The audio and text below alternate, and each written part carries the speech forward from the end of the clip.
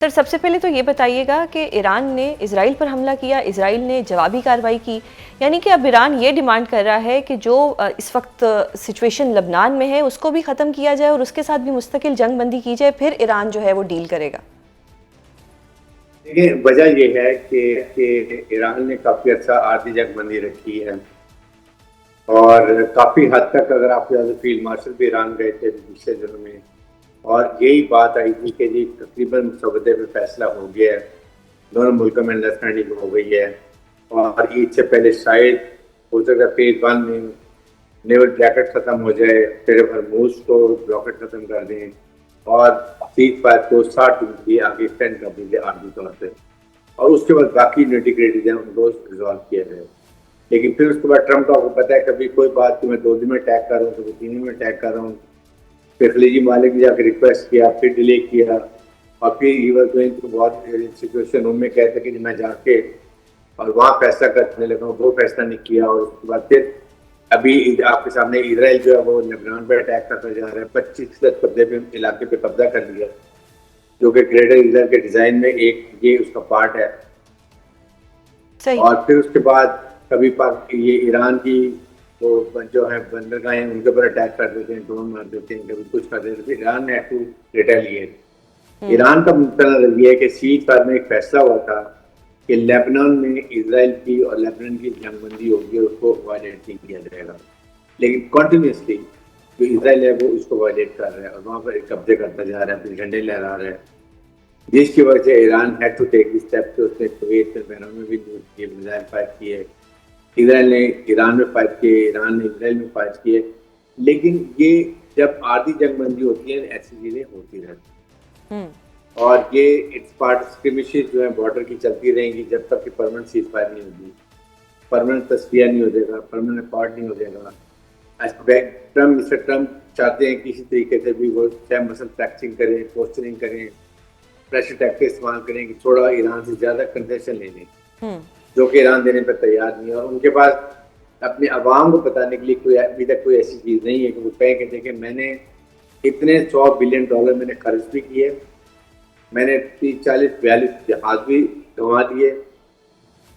इतने फौजी मरवा दिए, एग्जैक्टली। लेकिन मैं टारगेट अचीव नहीं कर सका, ना मैं न्यूक्लियर कैपेबिलिटी ईरान की खत्म कर सका, ना मिसाइल खत्म कर सका, ना उसके बाद ड्रोन खत्म कर सका था, ईरान की रजीम चेंज कर सका। तो व्हाट ये उन पब्लिक को पे जब जवाब देंगे और नहीं दे सकेंगे तो अगले मिड टर्म इलेक्शन नवंबर में ही will have to lose it. That is the basic reason जिसकी वजह से ये इस तरह की हरकतें की जाती हैं। सही। अच्छा सर, अब ईरान ने और इजराइल ने एक ऐलान किया है कि वो एक दूसरे पर हमला नहीं करेंगे। डू यू थिंक कि डील होने के बावजूद भी इजरायली एग्रेशन को रोका जा सकता है? बिल्कुल, मेरे ख्याल में जब डील हो जाएगी उसके बाद तो खैर ईरान बिल्कुल नहीं करेगा, क्योंकि ईरान चाहता ये है कि उसको सॉवरेन गारंटी मिले कि अमेरिका और इजराइल जब एक समझौता हो जाता है, अकॉर्ड साइन हो जाता है, तो उसके बाद आइंदा के लिए कभी भी अमेरिका और इजराइल ईरान पर अटैक नहीं करेंगे। दैट्स व्हाट दे ओनली इस कंडीशन के ऊपर वो अपने 460 किलोग्राम एनरिच्ड यूरेनियम है वो इसको या तो अपने मुल्क में ऑन ग्राउंड ले आएगा, उसको डिग्रेड करेगा और उसको जो नॉर्मल ग्रेड में 3.67 के रेंज में ले आएगा और it might have to shift to friendly country like China कि तो आदमी को चला जाए। अमेरिका ये चाहता है ये 460 kilogram uranium should shift to America, वहाँ वो डिस्ट्रॉय करे और वो अपने एक फैदर कैप में लगाए कि देखें मैंने 47 ईयर्स के बाद पहला प्रेसिडेंट हूँ जिसने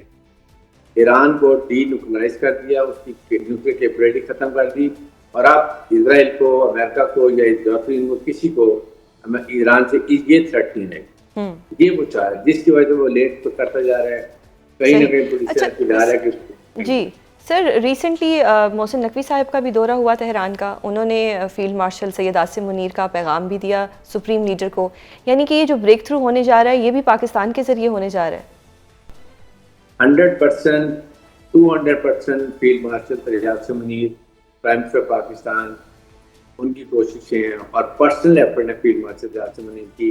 प्रेसिडेंट ट्रंप से वो हर वक्त कम्युनिकेशन में है, ईरानी लीडर से वो हर वक्त कम्युनिकेशन में है। आपके सामने भी पीछे वो खुद ईरान का दौरा करके वहीं पर फैसला हुआ, मुसव्वदे एक्सचेंज हुए, फैसला हो गया, फिर प्रेसिडेंट ट्रम्प की बात बदल जाती है, अनरिलायबल, अनप्रेडिक्टेबल। लेकिन अब भी जब भी होगा, अभी प्रेसिडेंट ट्रम्प ने कहा कि जब भी मुआहदा होगा, जब भी मुज़ाकरात होंगे, जब भी मेडिएशन होगी, पाकिस्तान करेगा, इस्लामाबाद में करेगा, इस्लामाबाद में एक और साइन होगा। एंड आई एम श्योर कि this credit should go to Pakistan, जो जितनी हमने एफर्ट की है सिंसेरिटी से, दुनिया की मोतरफ है और इसकी तारीफ करती है। फिर हिमाचल ने मार्का हक में एक पहला मार्का जीता, और अब वो लड़ाई के मैदान में और अब अमन के मैदान में भी इंशाल्लाह वो रिकॉर्ड साइन करवा के जीतेंगे। और पाकिस्तान का दुनिया में नाम रोशन हो चुका है,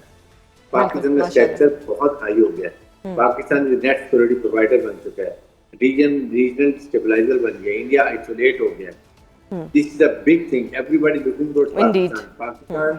अभी रीजनल पावर बहुत स्ट्रांग बन गई है। आई थिंक ये भी क्रेडिट मार्केट के पाकिस्तान में। सर, सबसे पहले तो ये बताइएगा कि ईरान ने इजराइल पर हमला किया, इजराइल ने जवाबी कार्रवाई की, यानी कि अब ईरान ये डिमांड कर रहा है कि जो इस वक्त सिचुएशन लबनान में है उसको भी ख़त्म किया जाए और उसके साथ भी मुस्तकिल जंग बंदी की जाए, फिर ईरान जो है वो डील करेगा। देखिए, वजह ये है कि ईरान ने काफ़ी अच्छा आर्थिक जंग बंदी रखी है, और काफ़ी हद तक अगर आप याद, फील्ड मार्शल भी ईरान गए थे पिछले दिनों में,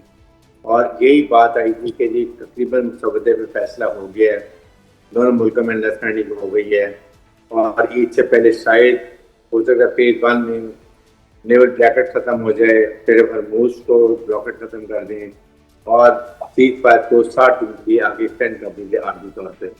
और उसके बाद बाकी यूनिटिग्रेटेड हैं उनको रिजॉल्व किया जाए। लेकिन फिर उसके बाद ट्रम्प का आपको पता है, कभी कोई बात कि मैं 2 दिन में अटैक कर रहा हूँ, कभी 3 दिन में अटैक कर रहा हूँ, फिर खलीजी मालिक जाकर रिक्वेस्ट किया, फिर डिले किया, और फिर ही वाज गोइंग टू बहुत सिचुएशन रूम में कहते कि मैं जाके और वहाँ फैसला करने लगा हूँ, वो फैसला नहीं किया। और उसके बाद फिर अभी आपके सामने इसराइल जो है वो लेबनान पर अटैक करता जा रहा है, 25% कब्जे पे इलाके पे कब्जा कर लिया, जो कि ग्रेटर इसराइल के डिजाइन में एक ये उसका पार्ट है। सही। और फिर उसके बाद कभी ये ईरान की वो जो है बंदरगाहें उनके ऊपर अटैक कर देते हैं, ड्रोन मार देते हैं, कभी कुछ कर देते हैं। ईरान ने टू रिटेलिएट। ईरान का मतलब ये है कि सीज फायर में एक फैसला हुआ था कि लेबनान में इसराइल की और लेबनान की जंगबंदी होगी, उसको वायलेट नहीं किया जाएगा, लेकिन कॉन्टिन्यूसली जो इसराइल है वो उसको वायलेट कर रहा है और वहाँ पर कब्जे करता जा रहा है, अपने झंडे लहरा रहा है, जिसकी वजह से Iran had to take this step. तो उसने कुवैत में, बहरान में भी मिसाइल फायर किए, इसराइल ने ईरान में फायर किए, ईरान ने इसराइल में फायर किए। लेकिन ये जब आधी जंगबंदी होती है ऐसी चीजें होती रहती, और ये इट्स पार्ट स्क्रिमिशेस जो है बॉर्डर की चलती रहेंगी जब तक कि परमानेंट सीज फायर नहीं होगी, परमानेंट तस्फिया नहीं हो जाएगा, परमानेंट पार्ट नहीं हो जाएगा। मिस्टर ट्रम्प चाहते हैं किसी तरीके से भी वो चाहे मसल टैक्सिंग करें, पोस्टरिंग करें, प्रेशर टैक्टिक इस्तेमाल करें कि थोड़ा ईरान से ज्यादा कंसेशन ले लें, जो कि ईरान देने पर तैयार नहीं है। और उनके पास अपने अवाम को बताने के लिए कोई अभी तक कोई ऐसी चीज़ नहीं है कि वो कहें कि देखिए मैंने इतने $100 बिलियन मैंने खर्च भी किए, मैंने 30-40-42 जहाज भी गंवा दिए, इतने फौजी मरवा दिए, एग्जैक्टली, लेकिन मैं टारगेट अचीव नहीं कर सका। ना मैं न्यूक्लियर कैपेबिलिटी ईरान की ख़त्म कर सका, ना मिसाइल ख़त्म कर सका, ना उसके बाद ड्रोन खत्म कर सका था, ईरान की रजीम चेंज कर सका। तो व्हाट ये उन पब्लिक को जब जवाब देंगे और नहीं दे सकेंगे